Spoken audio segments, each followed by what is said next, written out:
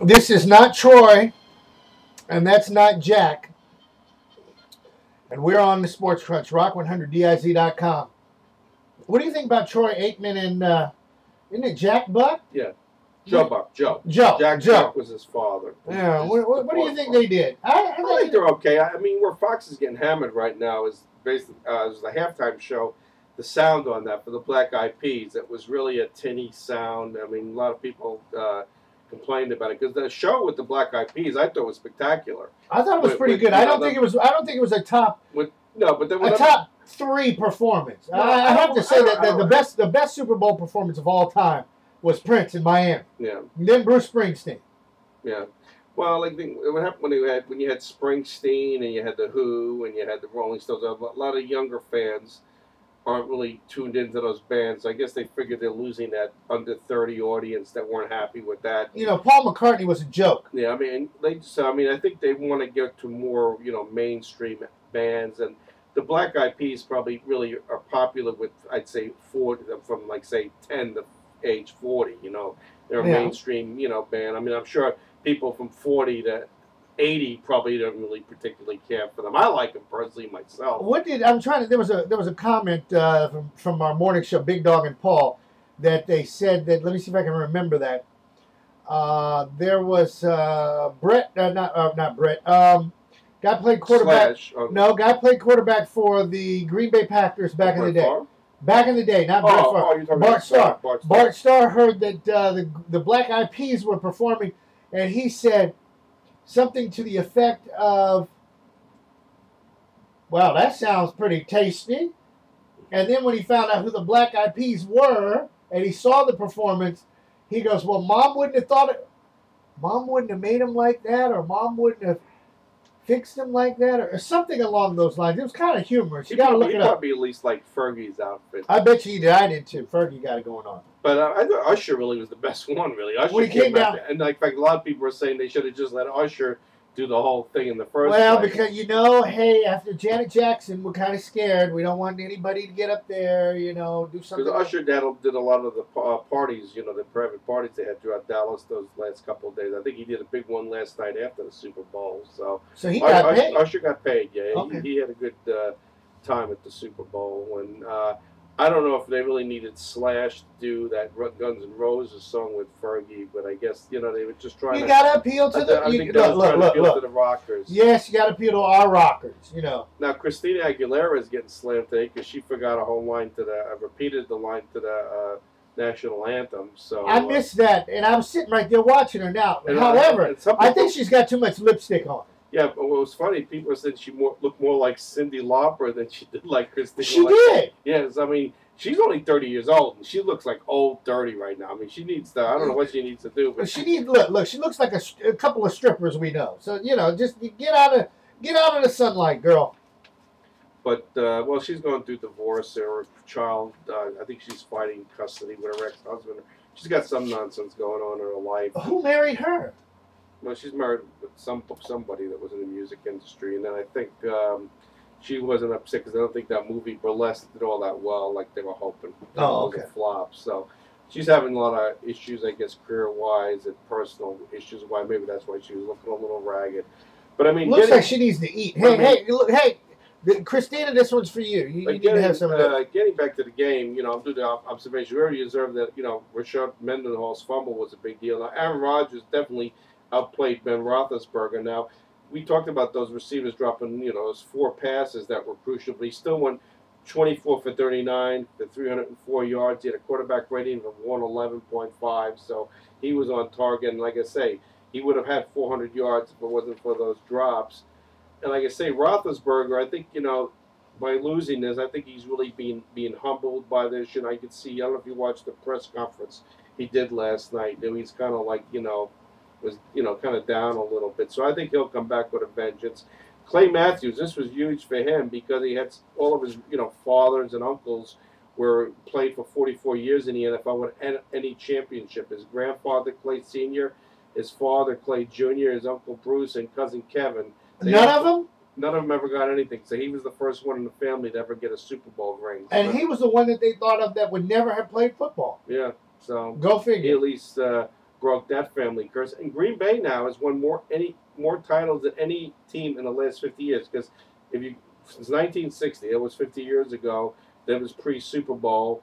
They won a couple. Then they won the first 2 Super Bowls, and they won in '97, and then they won now. So since then they've won 7 since 1960. Pittsburgh's won 6. Dallas and San Francisco have both won 5. So see, now this is where I have a problem, Paulie. This is where I have a problem.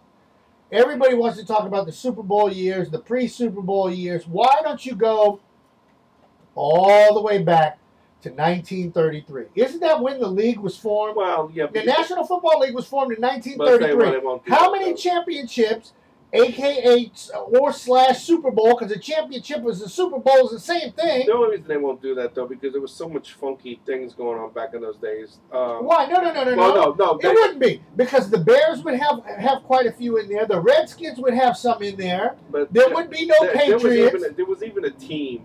Let me tell you something. In the NFL, if you go back to the archives there was a team in my hometown. The Staten Island Yankees were an NFL team. Well, that's so good for them. But I mean, the thing what they're really looking at now, I really think from the modern era, that they're going back to that 1950, where they consider the modern era of football, where I guess they figure that it got on television, was that 58 championship game between the Colts and the Giants. I think that's where they kind of look at like the modern era of the football begins. That's what I'm thinking they're looking at now. 1958, people. But to me, I guess if you really go by Super Bowl era, you go back to 1967. That was the first one, and so Green Bay would have 1966. 4. It was 67 was the first Super Bowl. 67 was the first. Okay. So it was Green Bay would have 4 because they won 67, 68. They won 97 season, and then they won in the 2010 season, 2011 Super Bowl. So, now, one thing I found out was that Green Bay, every time a rookie quarterback has started in a championship game, they've won. Bart Starr, Brett Favre, and now Aaron Rodgers. Yeah, but they weren't rookies. The year that Brett Favre won, he was already in the league for 3 years. And so was Aaron Rodgers. Has been in the league for 3 years playing. Okay, so I don't know who said that. I heard that. No, stat. They were wrong. No rookie quarterbacks ever won. Okay, well maybe in their first 3 years, Yeah, first 3 years probably that's what it was, because they showed that actually. I think Aaron Rodgers has been in the league 5 years, and I think he's only been playing for 3. Because him and Favre were both. Yeah, Favre played for 5 years. He came in the league in '92, and he won '97. And Aaron Rodgers came in, I think, in 2003, and he didn't start until 2008. So this was his 3rd year of actually starting, because Favre went to the Jets in 2008. So this is actually his 3rd season of actually starting. Okay, all right. Well, then we're getting to it. But right anyway, like I say, the Super Bowl was through the roof as far as the ratings. Oh, they said it was the highest rated show ever. 111 yeah, million people, 47.9. Beat last year's by quite a bit. I mean, last year's was really good, but this one really, took. How many people? 111 million people viewed it. No, that can't be right. Yes, it is. There's 350 million people in the United States, and you're going to tell me 111 million watched it? No. Yes. It's got to be higher than that. No, because you got to count that. How many people? Okay, like at my friend's house at the Super Bowl party, we had like about 15 people, so that's got to count. You got to figure though. You have we have a multicultural nation, so you've got people from like Saudi Arabia. I mean, my neighbor. He's from Arabic country. He could care less about baseball, football, right? He only sport he likes is boxing. What? And then you've got like a lot of Asians. Are you sure he's an American? He only likes boxing? Yeah, and Asians, they only care about I don't know what Asians care about. I mean, most of the people from overseas. Okay, you're almost on the borderline there. Soccer. Okay, the other football. Yeah, the other football they care about. The one thing at least the NFL made good on, and we talked about this off air, is those people that bought those temporary seats that weren't considered safe. Now I remember when they were talking, when I saw last week, earlier in the week, when they were putting them up there, because they were putting those temporary seats where the party zone is, where that was like the standing room only. Uh-huh. And I was kind of envisioning myself how that could have worked, because I mean, that was a makeshift thing that they were putting like a temporary, stands there hanging over the thing there. And I didn't think it'd be safe, and obviously the fire department didn't think so either. So these people did not get their to actually go into the game because the fire marshal came in and would not clear it, said it wasn't safe. So these people ended up having to go down and watch it in the basement of the Cowboy Stadium on a flat screen TV. Basement of the stadium after I had spent how much money? $200. But they did get taken care of for all their inconvenience. They're getting 3 times what they paid for the ticket, which is $2,400. They've got to go at the end of the game, actually go down to the field when all the celebration and thing were. They got to walk around.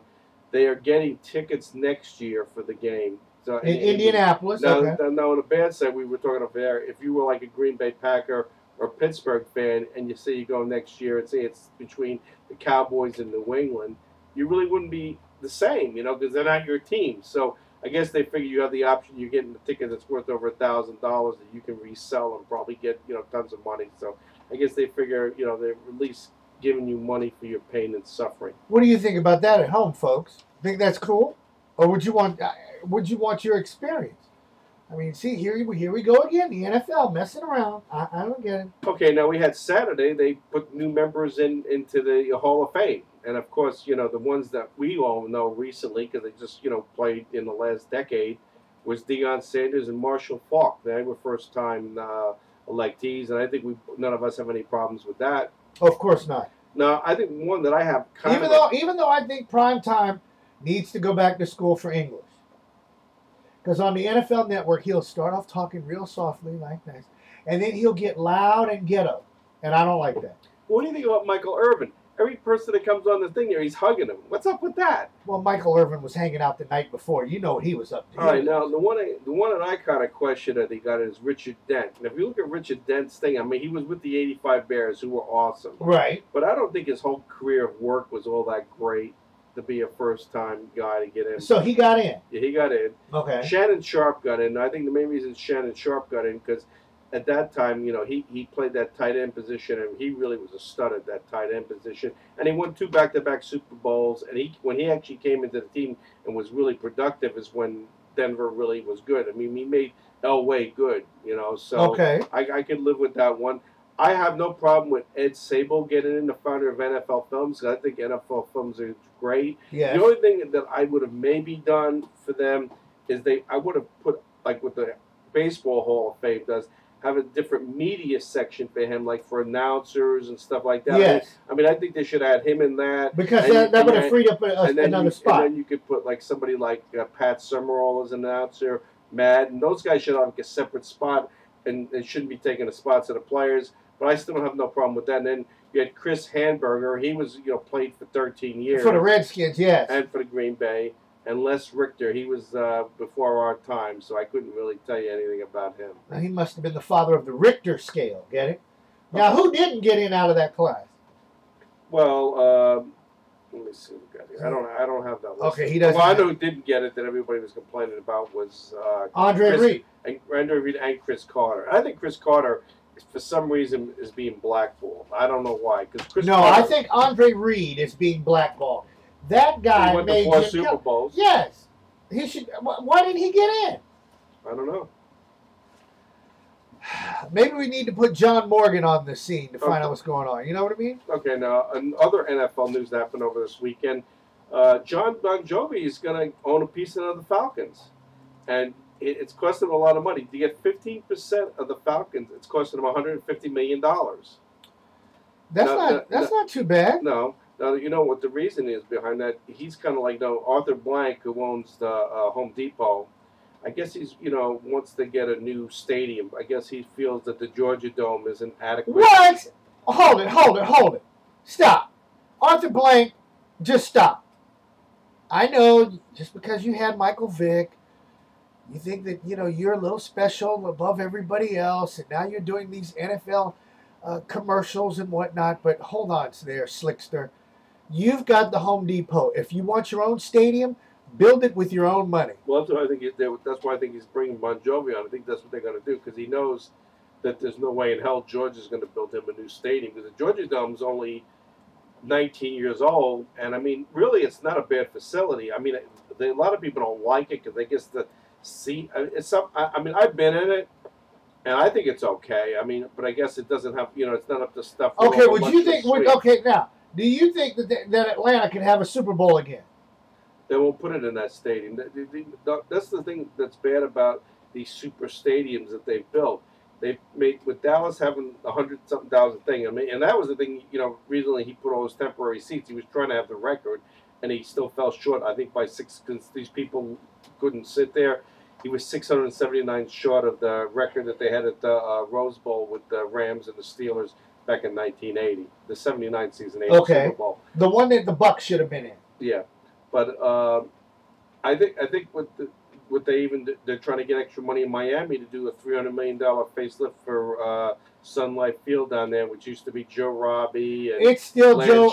Look. It's still Dolphin Joe. Stadium, it's still Joe Robbie Stadium to me, for crying out loud. But they're like, it's like they're in so much pressure now that they have to have like just really super duper suites and all that stuff to get. Look, Paulie, it's time for a commercial break. It's real simple. I've said this before. I'll say it again. To the 32 owners of the NFL teams, all you have to do is take $1 billion of your own dollars that you're going to get from ESPN this year. Out of the $4 billion that ESPN is going to give you, you take $1 billion, and what you need to do is come to Orlando, Florida, and build the stadium right off of 528 and I-4. There's buku hotels. There'll be high-speed rail. I don't care about what Rick Scott said, because Rick Scott is nothing but a freaking thief. But that's a whole nother story. We'll talk about that later. All you need to do is listen to me. It's real simple. I got your back. Build the stadium here. We can all make some money, and the Super Bowl will be in one general locale. They don't want that. How hard is that? They don't want that. But no, we got to do what crybaby Jerry Jones wants. I'm sick and tired of hearing about this crybaby Jerry Jones. Jerry Jones, kiss my... We'll be back with more of the Sports Crunch right after this. Hey, John, could you get some money out of Jerry so we can build our own stadium?